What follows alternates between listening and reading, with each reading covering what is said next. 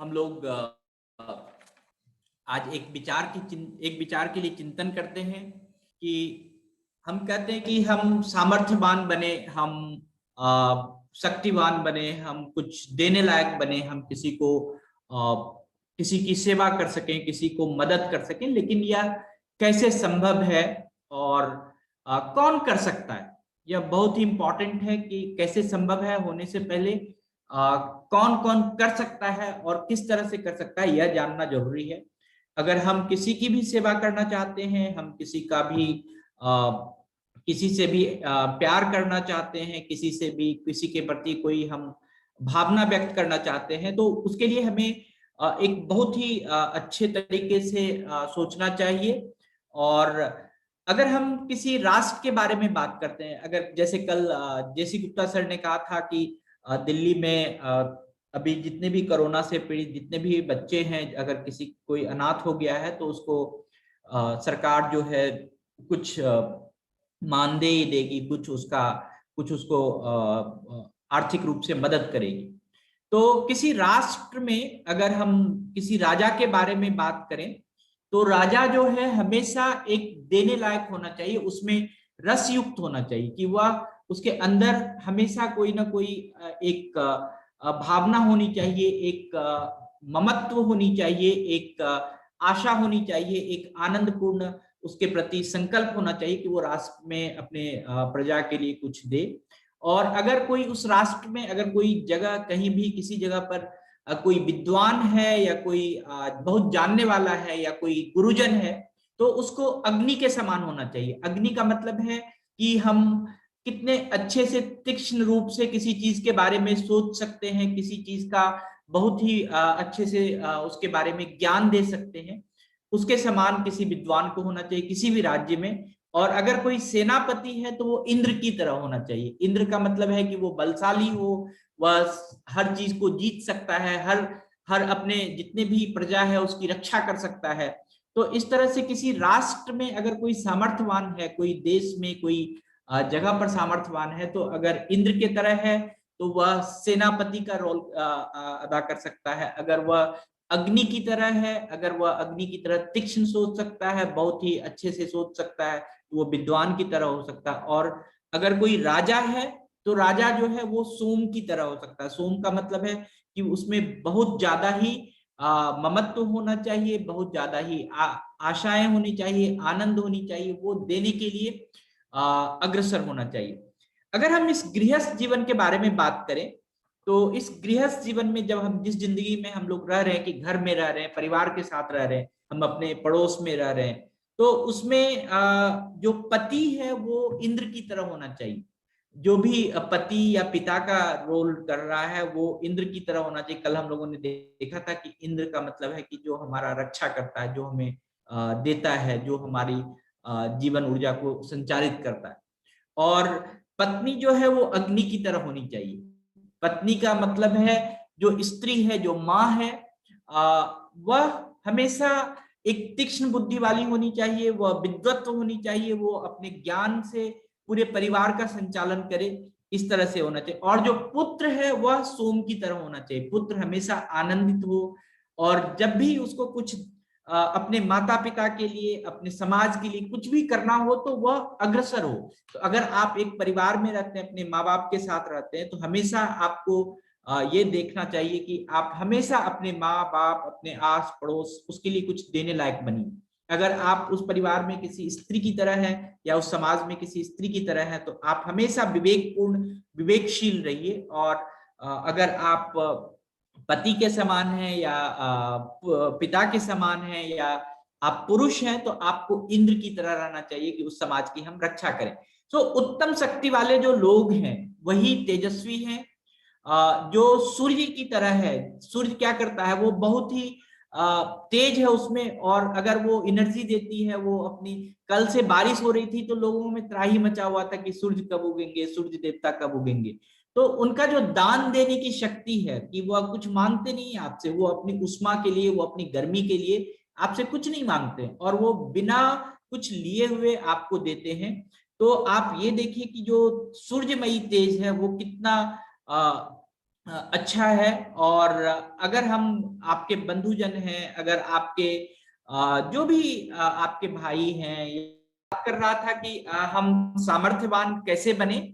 तो सामर्थ्यवान का मतलब है कि हम किसी को देने लायक कैसे बने। तो हमने एक एग्जाम्पल दिया था इसमें कि अगर हम कोई राजा की तुलना, क्योंकि मुझे मेरे दिमाग में आया कल सर ने बहुत ही अच्छी बात कही थी कि कैसे एक राजा अपने प्रजा को दे सकता है।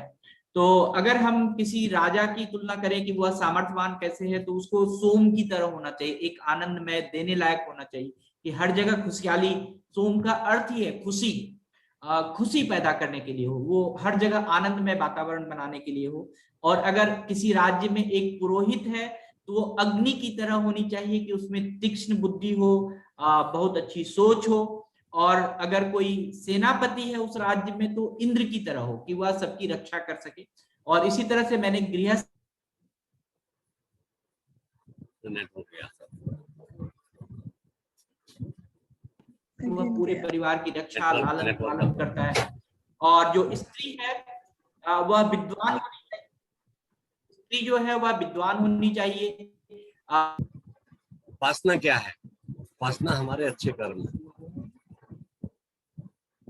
इस प्रकार की बातें कर रहे थे कि उपासना हमारे अच्छे कर्म है। जब हम अपने अच्छे कर्म करते हैं तो हमारा जो मन है वो शुद्ध होता है, उसकी मतलब हमको अच्छा महसूस होता है।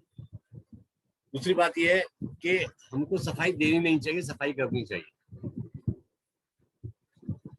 अक्सर ये मैं जो हमारे स्टूडेंट्स हैं उनके लिए मैं जरूर ये कहना चाहूंगा, जो भी सुन लेते हैं इसमें, कि हम अक्सर सफाई देते रहते हैं कि ये हो गया था, वो हो गया था।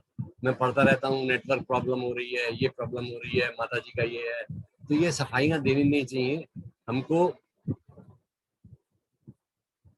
योजना इस तरीके से बनानी चाहिए कि सफाई देने की आवश्यकता ना पड़े, सफाई रहे। देन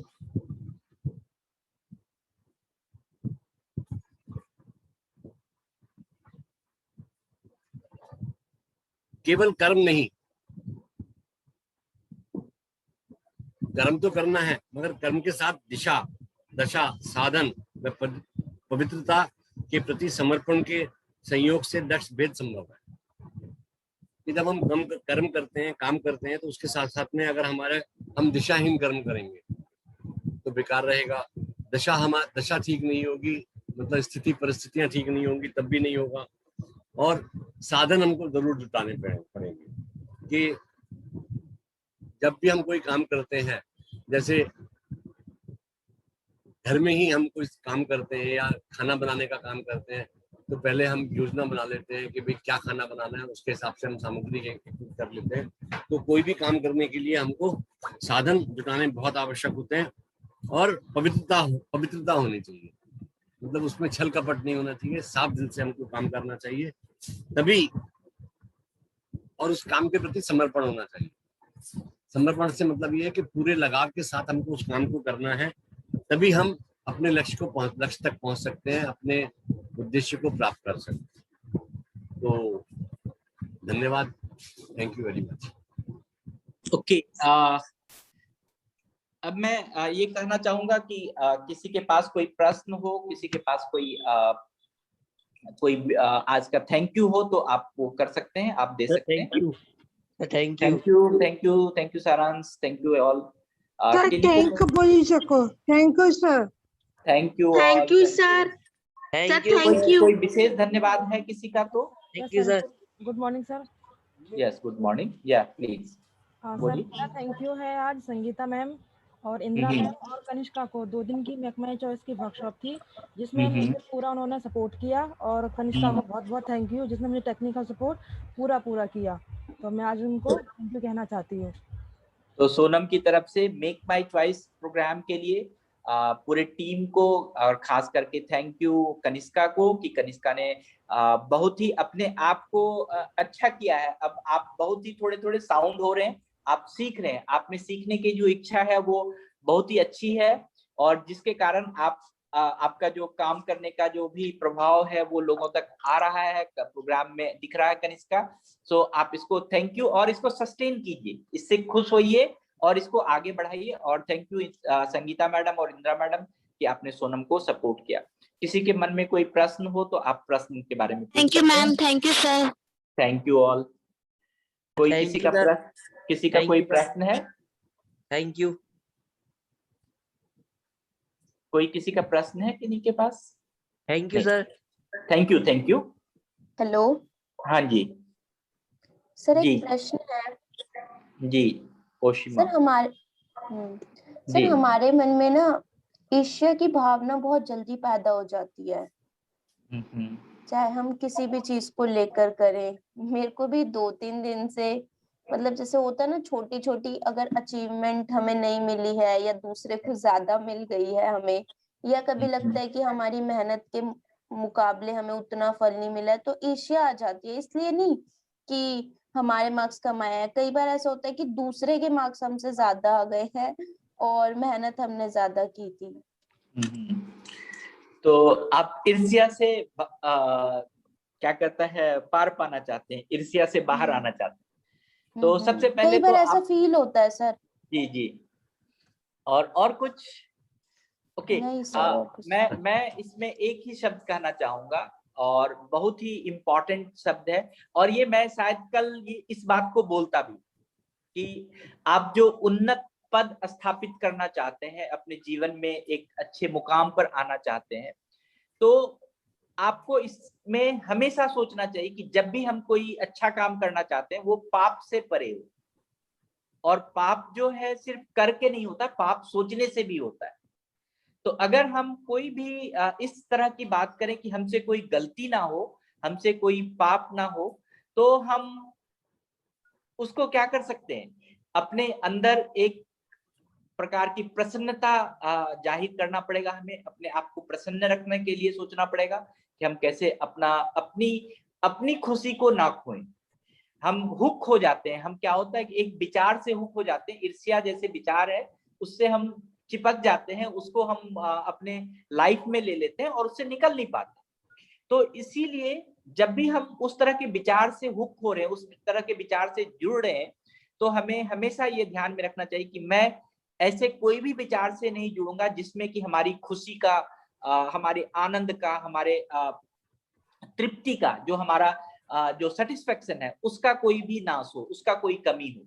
तो अगर जब हमारे जीवन में आनंद या तृप्ति या इस तरह की चीज होती है, तो क्या होता है, हम खुद से पाप करना शुरू करते हैं। जब हम अपने आप को खुश नहीं रख पाते हैं तो हम पहले सेल्फ से ही पाप करते हैं। आपको जो कहता है कि जो पाप हम किसी दूसरे के लिए करते हैं, ऐसी बात नहीं है। पहले हम अपने लिए तो खुश हो जाएं।